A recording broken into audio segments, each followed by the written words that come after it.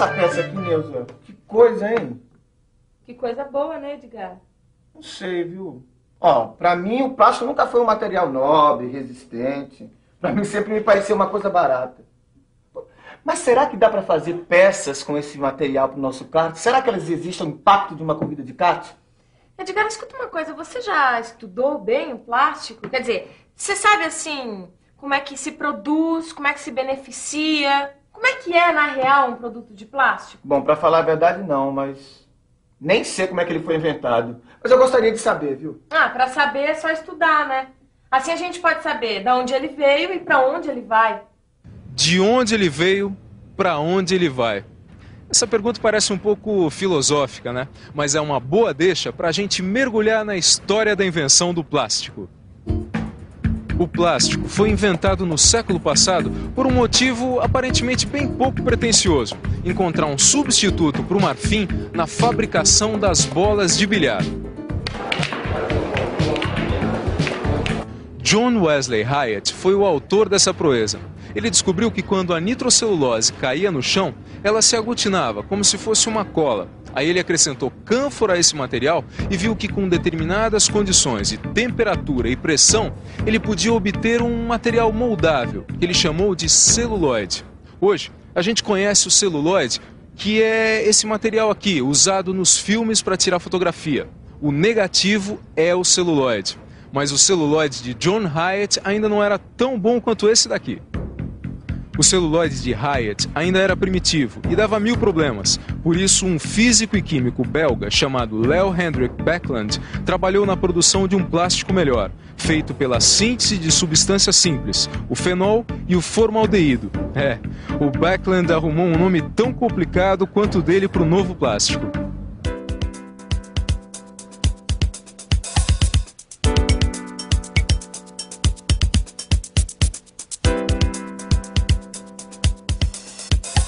Mas esse cientista belga estudou a fundo a polimerização. Ele conseguiu chegar a um método onde ele obteve reações controladas de polimerização. E foi acelerando essas reações que ele conseguiu produzir plástico em quantidade industrial. Nós vamos conversar agora com a professora Simone. Professora, por favor, como é que foi que Baekeland conseguiu produzir plástico? Ele colocou o material a aproximadamente 200 graus Celsius e obteve assim uma massa esférica de cor âmbar, que tinha a mesma impressão do recipiente, como esse que foi obtido com um tubo de ensaio. Esse material ficou conhecido como o primeiro plástico sintético. E esse plástico era chamado de baquelite, certo? Certo, e ele começou uma revolução porque foram aparecendo várias aplicações para esse plástico. Aplicações é que não faltaram para o plástico, hein, Edgar? Os cientistas começaram a pesquisar e a descobrir que ele podia ser útil num monte de produtos. Olha aqui, por exemplo, hoje em dia até o computador é feito de plástico. E o computador tem ajudado muito na pesquisa de novos produtos de plástico, hein? E com o avanço da tecnologia de produção do material, começaram a aparecer plásticos cada vez melhores.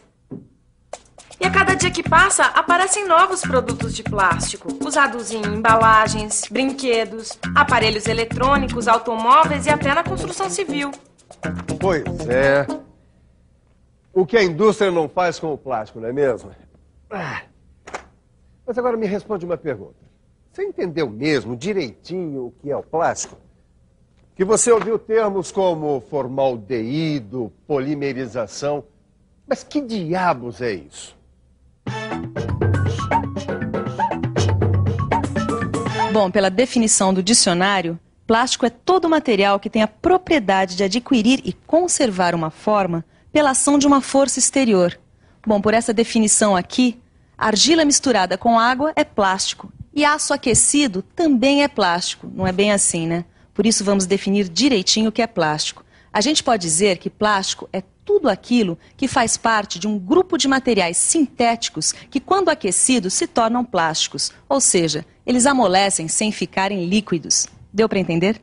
Olha só, tá mole, mas não tá líquido. Este material sintético aqui, que pode ser moldado, é chamado de polímero plástico. Nós vamos continuar a conversar com a professora Simone para saber o que é esse tal de polímero plástico, quimicamente falando. Quimicamente falando, os plásticos são várias cadeias de macromoléculas de alto peso molecular.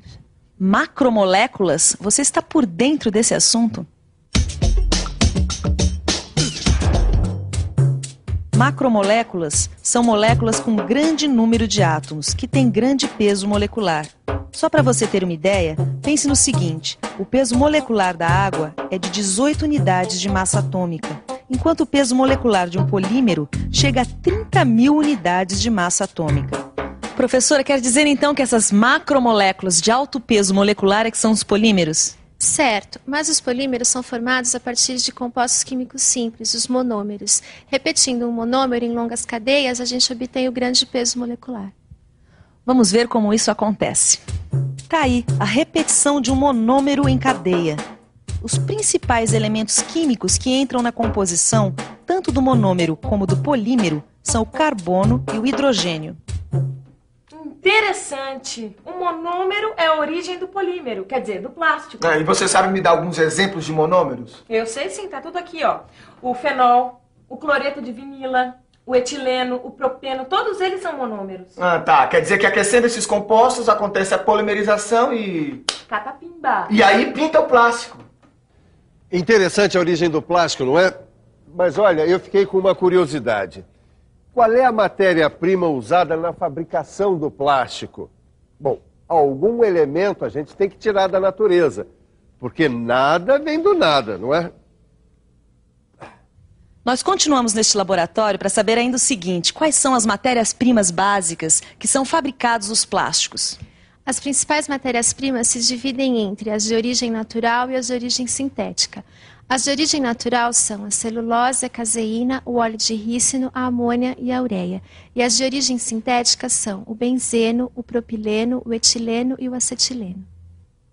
Bom, agora que a gente conhece a matéria-prima e a química da coisa, eu tô querendo descobrir como que é o processo desse material na indústria. Como é que se molda? Como é que a gente obtém os produtos dos materiais plásticos? Isso. Olha, isso aqui dá pra gente saber aqui. Tá aqui, ó. Os processos de obtenção dos produtos incluem moldagem por compressão, extrusão e injeção. Dá processo pra caramba, hein? É mesmo. E ainda, moldagem por conformação a vácuo, o corte em estampos e a usinagem. Pra ficar mais claro, vamos saber pelo menos do esqueminha de um desses processos, a injeção. Tá aí.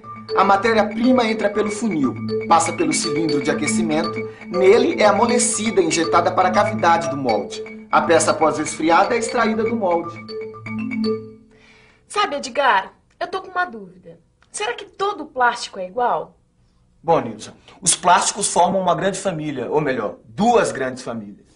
Duas? Duas. E conforme o modo como a resina plástica reage ao calor, ela pode ser termofixa ou termoplástica. E você sabe como é cada uma delas?